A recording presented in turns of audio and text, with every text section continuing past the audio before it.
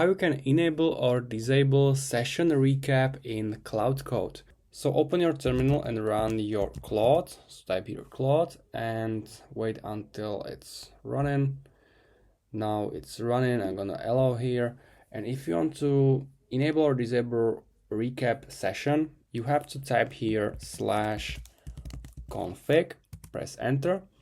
And now you have to use your arrow down, and find session recap. By default, it's true, like enabled. You can disable it or again enable it here. You have to press space to change. False, true, choose whatever you want. And if you want to save it, press enter. So now if you have your recap session enabled, it's gonna keep running recaps during your session, and it might be more helpful for you.